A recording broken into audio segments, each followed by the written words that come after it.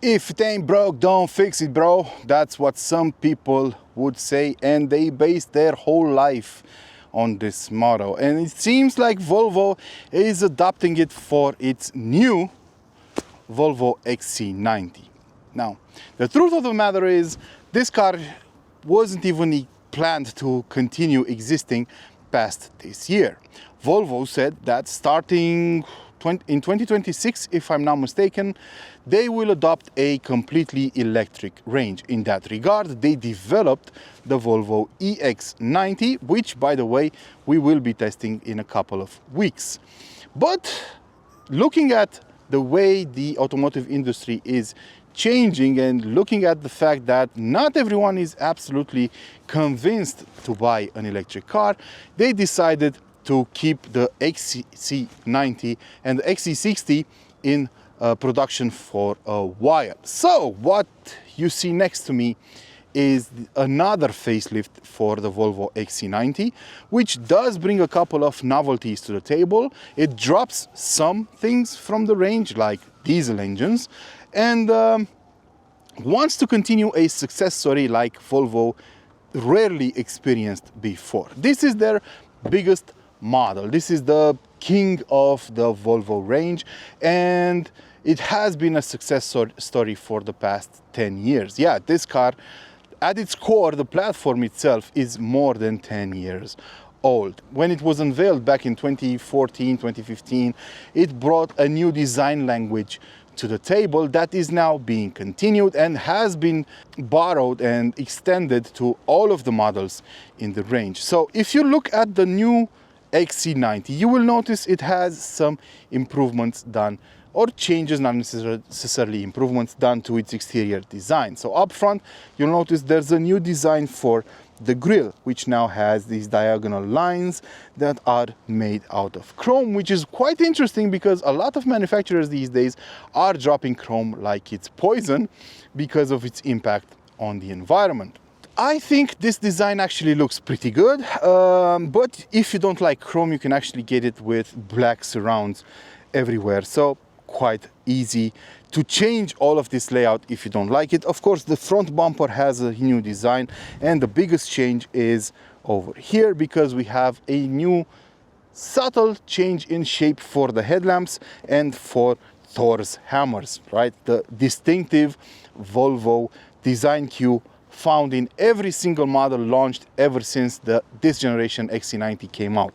It has a more stylish design now, it's a bit more rounded off, and I think it looks pretty good. The best news is the fact that no matter what choice you make in terms of package or equipment line, the car will come with adaptive LEDs as standard. So no more differentiations between different model versions. So from the sides you won't notice any big difference. We have this new bright dawn, by the way, color, which is an optional 1,000 euros, and we have some new designs for the wheels. They can range from 20 to 22 inches. We have the 20-inch wheels over here, and I think they are enough and they will help out with the comfort of the car. Still, this is a huge model. It's 4.95 meters in length, and the wheelbase is almost 3 meters, so 2,984 millimeters. Quite a big model, even though the exterior dimensions of this car put it in the same segment as the BMW X5 or the Mercedes-Benz GLE. This one has a longer wheelbase, and that helps out with room inside because the platform the XC90 uses is a modular one with transverse engines. So that it liberates a lot of room inside. You'll notice that when we're going to talk about the seating arrangement. I also like the fact that the doors open quite wide, but I don't like the fact that they don't cover the door seal completely, so that could ruin some trousers whenever the weather outside isn't particularly great. Let's move to the back, where we have a subtle redefinition of these tail lamps. These have become so iconic over the years that whenever a new car manufacturer launches anything remotely resembling this design, they immediately get hit with the "it's a Volvo" line online. So what they did was change this area over here, and they introduced LEDs, separate LEDs over here. Let me just show you how what they look like when you use the turn signal, right? So I think it looks pretty good. And I'm going to open the boot now. Don't be scared about what you'll see inside. It's just luggage, but I wanted to keep them over there to give you an idea of just how much room you have left when you have all the seats in the upright position, right? So this is 250 liters with every single seat upright, right? This is the XC90, so you have a 7-seat configuration as standard. But if I fold these seats, right?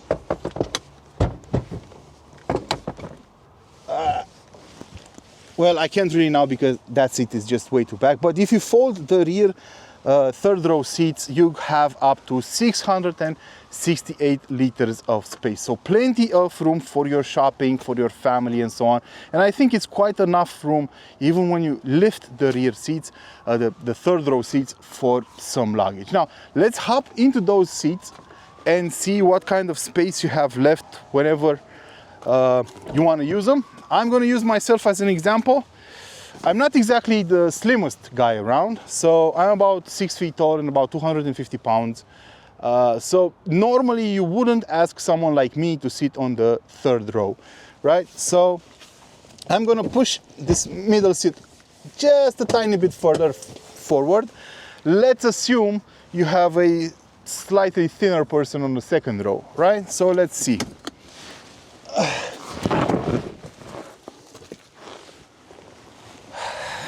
The things I do for YouTube.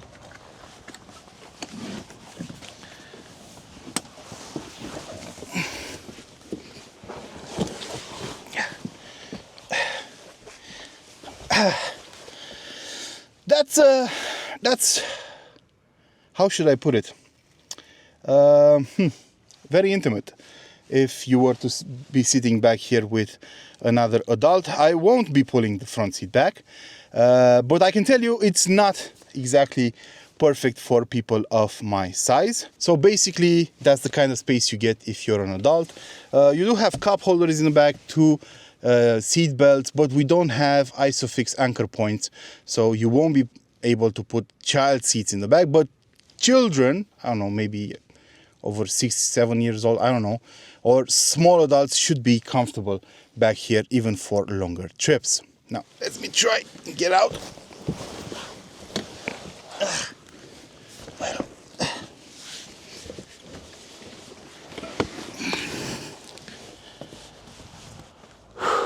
Not exactly something I would like to do every single day.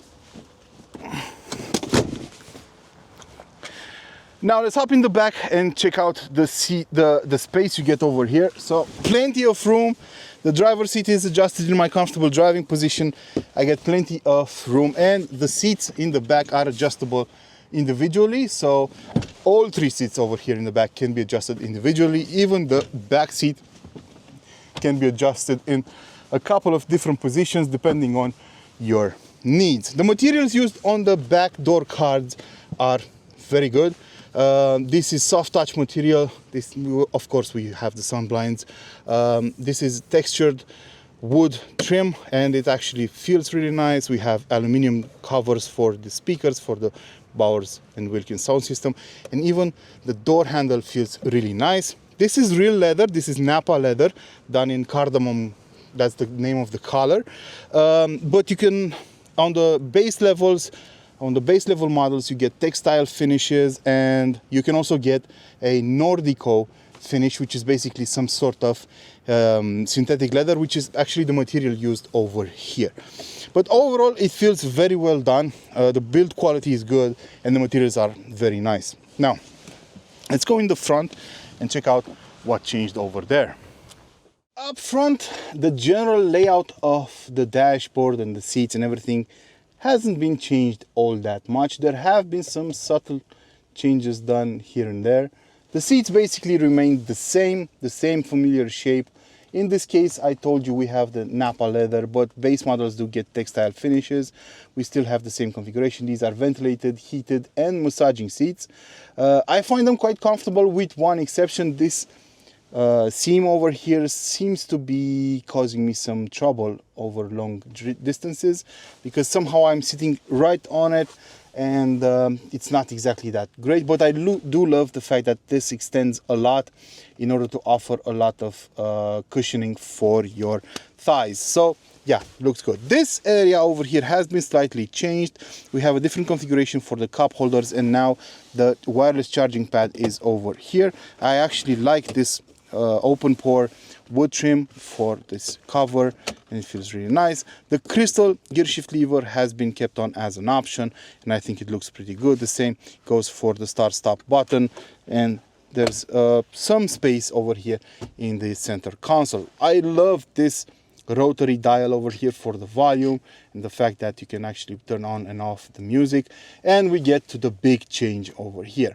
We still have this portrait style display for the infotainment system. It still uses Android, but it has a different layout, and I think it's a pretty good system. It allows you to install a number of apps directly on your car, like YouTube, for example, or different streaming services, and it actually works pretty good. I did have some issues with it, but since this is a brand new car and a brand new model, those are inherently going to happen on new XC90 models. This is an 11.2 inch screen, so it grew a bit compared to the previous generation, and Volvo told me that all models using the Android system will get this style, this UI starting in April or May, depending on where you live. So you will get an update, and the car's infotainment system will look a bit different. Now if you go into the settings of the car, you have two different areas. You have quick controls, which allow you to basically adjust a number of things, and then you have the deeper level settings. You can take a closer look and adjust a number of things. What matters the most is the fact that you have a number of settings you can adjust over here. For example, for the speed assistance systems, basically whenever you go over the speed limits, you know, the EU has mandated that the car emit a sound, but you can also turn it into a pedal feedback. Basically, the go faster pedal will vibrate whenever you go over the speed limits. This is where you adjust your driving modes, right? So you have hybrid, where the car chooses for itself which power source to use. You have power, which basically is the equivalent of sport mode. You have pure, which is basically electric only mode, off-road, and all-wheel drive, right? You can choose the way the battery is used, and so many other things. Basically, it works pretty good. It does have some lag sometimes, but overall it works pretty good. These are the climate controls buttons. Volvo says they made it a lot easier. I agree to some extent. You can adjust a number of things using this area over here, and we have another 11-inch display for the instrument cluster, which basically looks the same as in the past. You can have Google Maps right in the middle of it. So the build quality is great as it is in the back. We still have soft touch materials on the door cards. We have leather, everything. Even the door bins are wrapped in synthetic leather, and they are they are quite okay for this price tag. And I actually like this textile finish over here on the dashboard. We do have fake leather over here on top of the dashboard, and we have Alcantara on headliner. And even the sun blinds are wrapped in leather, which is pretty nice. We do have an opening sunroof and everything you could possibly wish. Now, if you connect your Google account to the car's system, you will automatically have your most common addresses and searches in the system. You have, of course, traffic info and everything in between. But if you're an Apple user, don't worry, you can connect your phone to this system using Apple CarPlay, but it's a wired connection. I don't have an issue with that, but some people might, and I just wanted to point that out. And I also want to point out the fact that this car has the Bowers & Wilkins sound system. It's a 3,000 euro extra, and it's worth every penny. In my book, this is the best sound system on the market right now. It has warmth, it has great sound separation, a great stage, amplitude, power, definition. It's absolutely brilliant. And if you use Tidal with it at the highest settings, it's just an experience you have to enjoy at least once in your life. So even if you get the base model, I would totally recommend going for the Bowers & Wilkins sound system if you're passionate about your music. that is. So what's hiding under this huge bonnet that actually opens really wide? I noticed that on new Volvo models. I don't know why they do that. But let's talk about what you can buy under the hood. So you have basically three choices. The diesel is no longer available. The XC90 used to have a very good 2-liter diesel with up to 235 horsepower. That's no longer available. The range kicks off with the B5 model, which uses a 2-liter petrol engine turbocharged with 250 horsepower, 8-speed automatic gearbox and all-wheel drive.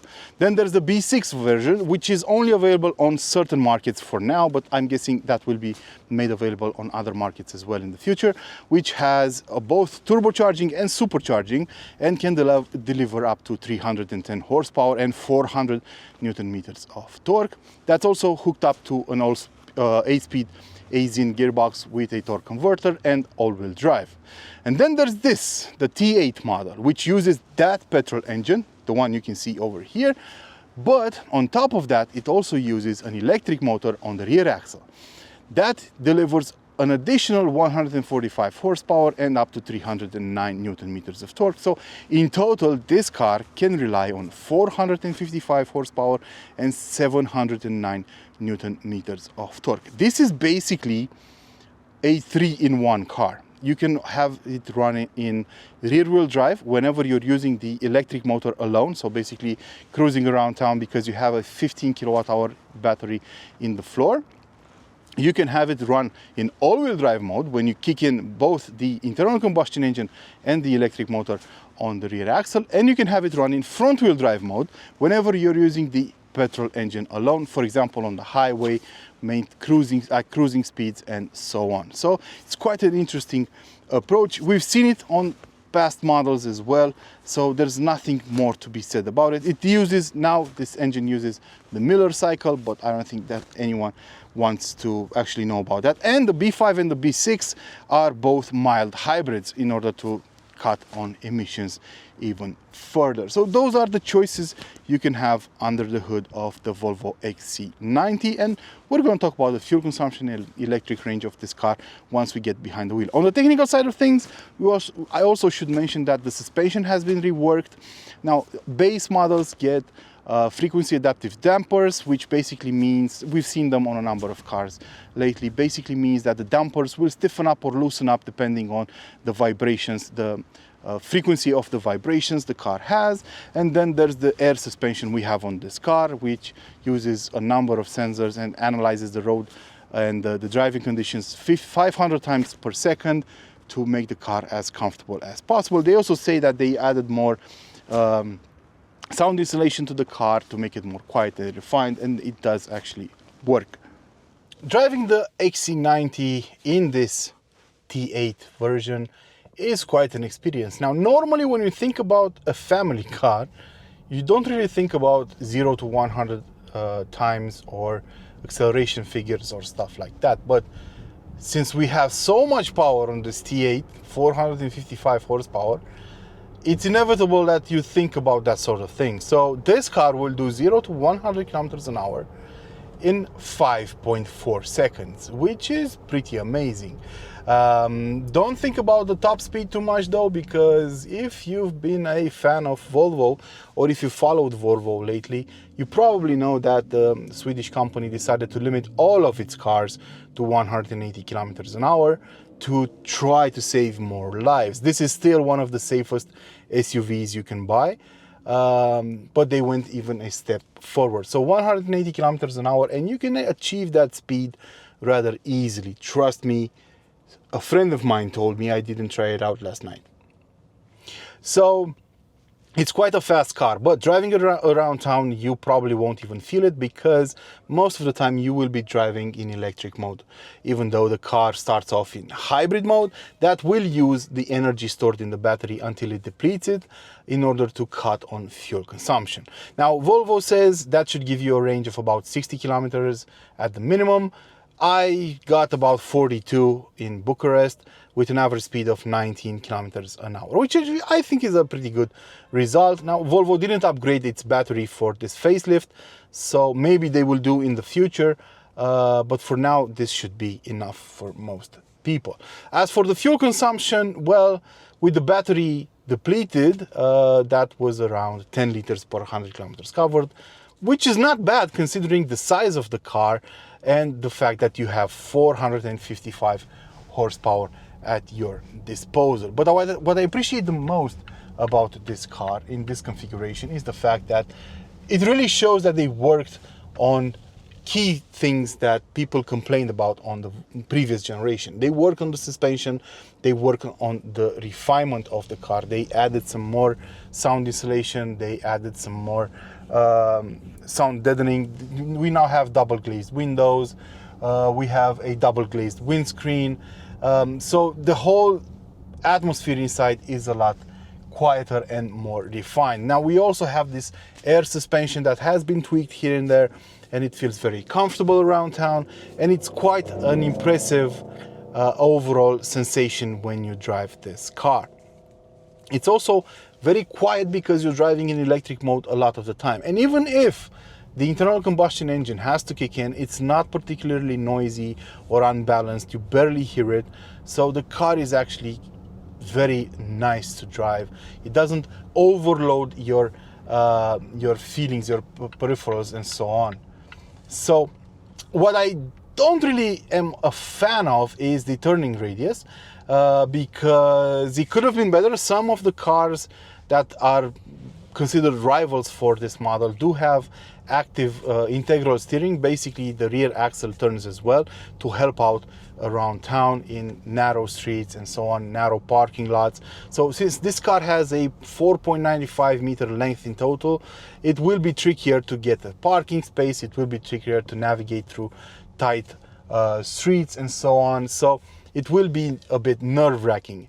At the end of the day though, nobody is forcing you to buy such a big car to drive around town, right? So when you make such a decision, you should make it knowing full on that it comes with some downsides, such as having to deal with narrow, busy streets. But I do like the fact that you have a cocoon of silence around you and comfort. So in that regard, this does feel like a premium choice overall. Here we are on the highway.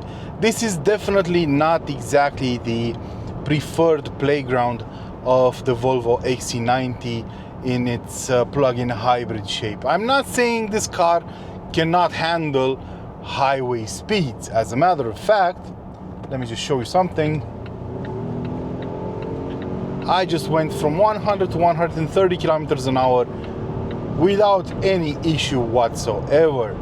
So this car is fast in almost every given scenario, but we're talking about a plug-in hybrid, which means that on the highway, this car will rely on its internal combustion engine under the hood, which definitely has enough power, 310 horsepower.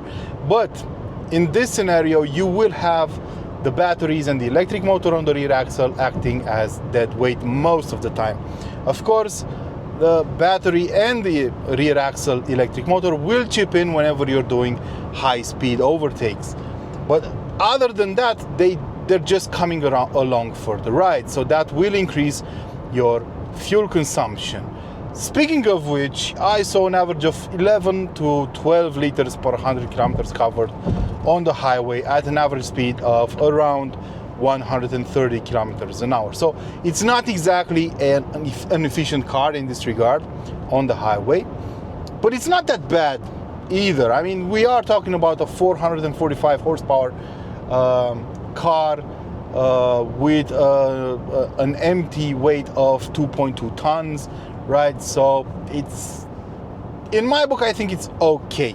But if you're going to do a lot of highway cruising, I do recommend going for the B5 or the B6, depending on the market you're in and if it's available, because they will be more efficient simply because on the highway they will have less weight to carry. So the weight to horsepower ratio will be working in their favor. Maybe I'm going to take a B5 out for a spin as well to see what kind of fuel consumption you can expect from that car in such a situation. But I did take this car on a series of B roads late last night, and the average speed was about 70 kilometers an hour, and at that rate the fuel consumption went down to about 8 liters per per 100 kilometers covered. And I think that's absolutely brilliant for a car of this size with 455 horsepower. So it will depend on the scenario you're planning to use this car in.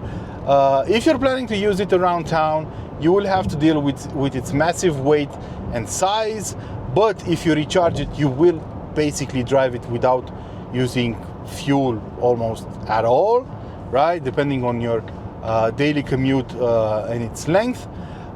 If you're planning on buying this car for longer trips, of course on the highway and so on, its size won't be that big of an issue anymore, but at the same time you will have to deal with the extra fuel consumption. So yeah, you'll have to make a decision based on your lifestyle. But overall, I think the XC90 remains a very capable car, very familiar car, and I think it works great for those looking for a premium option, those looking for some extra room inside for their families, and the best safety you can get. I also appreciated the way the headlamps work, and as I said, they come as standard now. They worked great last night. I also appreciate the way the driving assistance works, so they will keep you in lane very smoothly. They don't jerk you around. They work great even in bad weather conditions, and they do keep the distance from the car in front of you rather nicely. Furthermore, the EX90, which is the electric version of this car, and as I said, it will be filmed on this channel in about 2 weeks, comes with a LiDAR that is supposed to bring driving capabilities to a whole new level. We're gonna test them out when I get my hands on that car as well. So overall, what's the takeaway compared to the previous generation or the pre-facelift XC90? What's the takeaway about this car? Well, I think it will depend on what you're looking for from a 7-seater SUV such as this one. I think it has a very competitive price. I think it has a better build quality than a lot of its German counterparts. It has the best sound system, so there's plenty going for it. If you're a fan of Swedish cars, I mean, check this out.